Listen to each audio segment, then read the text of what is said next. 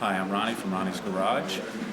I am the technical chairperson for the Rolls-Royce Club of Southern California, and we are holding our monthly tech meet. And today we will be resealing a rear shock for a Silver Cloud.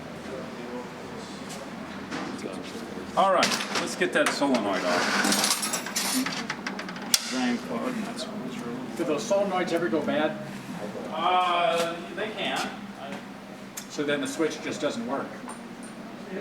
Well, generally, the biggest problem is there's no fluid in the shock, or it's disconnected. This has a little bullet connector, and I've seen these cars where these are just hanging, where somebody has had it off or done some work on the car. It has to be grounded. There's a little screw that goes to the frame, and then there's a bullet connector, and those old British bullet connectors are known to fail. So this is that a positive ground car or is that no, negative? no. When they went to the Silver Cloud, they went to negative ground. I'm positive. You're so funny, Ronnie. That's great. You got a Rolls-Royce hat on, Steve. Look at that. I like that. Hey Ronnie, let's Yes, take sir. that apart.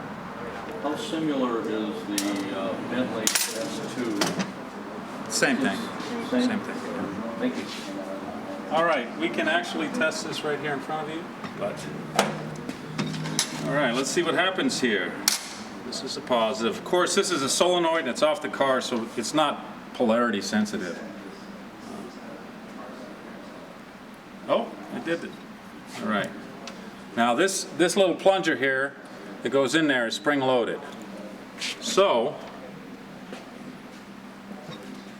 it'll push this back, but as you can see right there, when I see it pop out? Yeah. And it doesn't go back because it doesn't have the spring loading to push it. So this solenoid is working. Okay? And I don't know if you guys noticed when I pulled it off, there's no O-ring or packing in there. So this, yes, there should be a seal. But I said I would take this off, so we'll go ahead and take it off. And I'll show you this. Would you put an O-ring on it before you put it back together? Absolutely, yeah. Yeah, I just got to find the right size.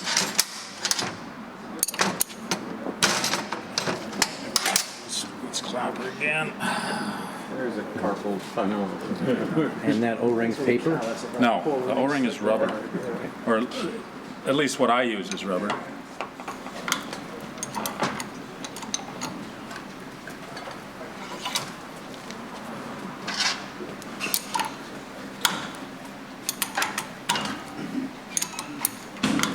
Let's go ahead and This thing has the washers. sorry? At least this one has lock washers, or were they flat washers? No lock washers. There's a little shaft that just goes to that. There is a spring in there too, I think.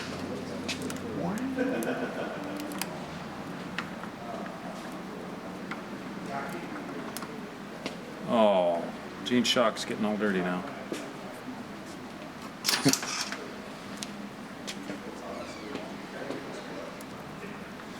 Let's see if I can get in there and get that.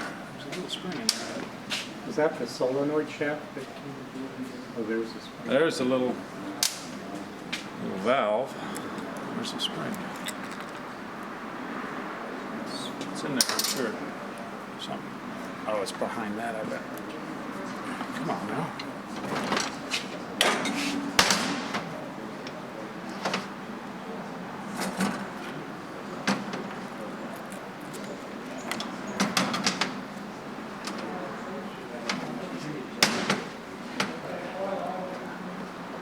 Don't do this on the kitchen table either. Why not? Oh, Gigi's not here, I can tell. Yeah. Yeah, that's true. I always work in the dining room table. Yeah, if she only knew.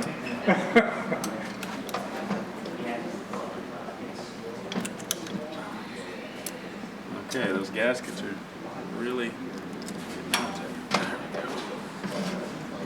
Okay. Well, Ronnie, Sorry? those gaskets, papers, well. Yeah, the real thin paper gaskets. Let's lay them out here for you.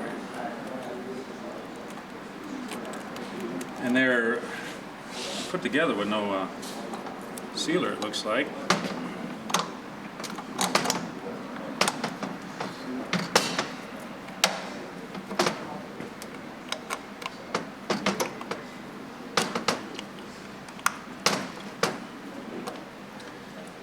Now you see what's happening here. Watch the, yeah, the tolerance is really tight. There's 4 studs, and any slight cock on it makes it difficult. Now, to put it into perspective, the 6-cylinder cylinder heads, I think, have 37 studs. 37 studs, and you have to put the head gasket on perfectly flat. It gets caught every time you try to move it at all, and then you got to get the head on. So.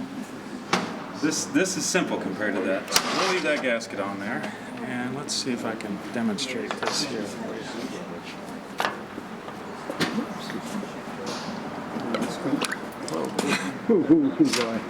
Step right up as he does that.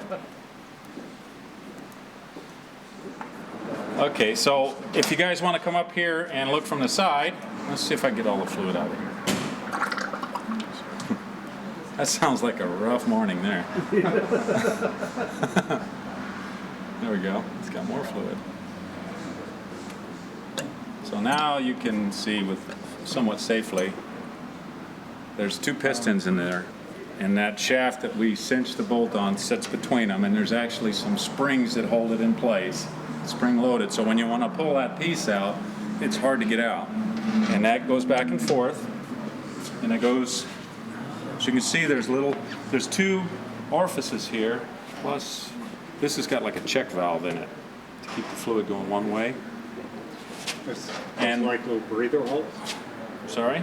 Breather holes, those orifices? Those are the metering holes, actually. That's what gives you your resistance in the shock. Okay. So you're forcing fluid through those little holes back and forth, and the size of those holes determines how fast it moves. So that's what this valve up here, I think it just changes. Let's see. Okay, so the valve, which goes through here, obviously redirects the fluid to these tiny holes as opposed to the big holes. So this little valve in here, as you can see,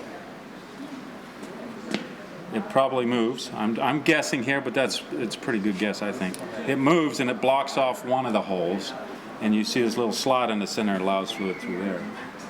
So that's your hard and soft ride on the Silver Cloud.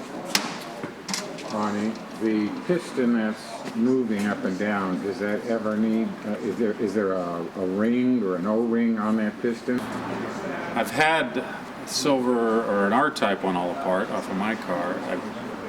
I've had front shocks off on the Clouds apart, but I've never fully disassembled one of these because, as I said before, I don't like to go any further than I really have to most